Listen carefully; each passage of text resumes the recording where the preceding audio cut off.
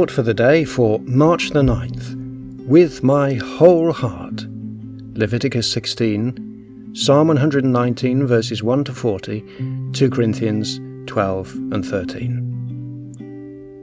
Today we start reading Psalm 119. At 176 verses, it's not only the longest psalm, it's also the longest chapter in the Bible. The phrase whole arrested our attention.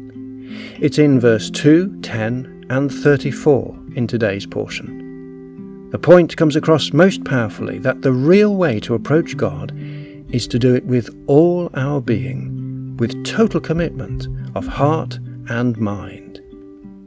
Verse 2 says, "Blessed are those who keep his testimonies, who seek him with their whole heart, who also do no wrong but walk in his ways."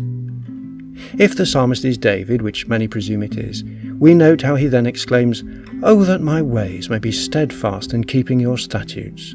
Verse 5. The question and answer given in verses 9 to 11 are ones we should memorise, and we are sure they apply to young men and young women. The question is, how can a young man keep his way pure? And the answer? By guarding it according to your word. With my whole heart I seek you. Let me not wander from your commandments. I have stirred up your word in my heart, that I might not sin against you. David experienced times of depression. The psalmist writes, "My soul melts away for sorrow.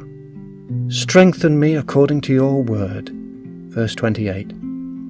So God's word, as well as inspiring our mind to keep out or get rid of impurities, is a source of strength when we are depressed.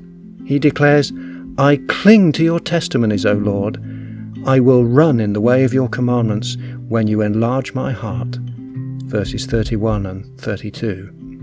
Our hearts and minds need enlarging for them to contain all the precepts, knowledge, and wisdom we gain over time from God's word. This process pushes out all unwholesome thoughts. "Give me understanding that I may keep your law and observe it with my whole heart." Verse 34. The word law is all-embracing. It is not just a set of rules to be kept and added to, as those opposed to Jesus practiced. Finally, glancing ahead to verse 57, the psalmist declares, "The Lord is my portion. I promise to keep your words. I entreat your favour with all my heart. Be gracious to me according to your promise. When I think on my ways, I turn my feet to your testimonies. I hasten and do not delay." We must follow his example with our whole heart.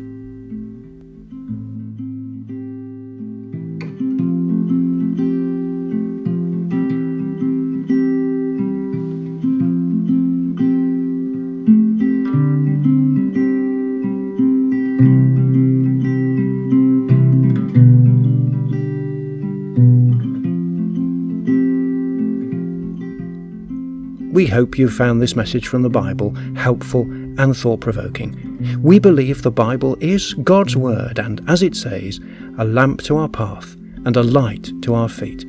Join us again tomorrow when we open its pages for another Thought for the Day.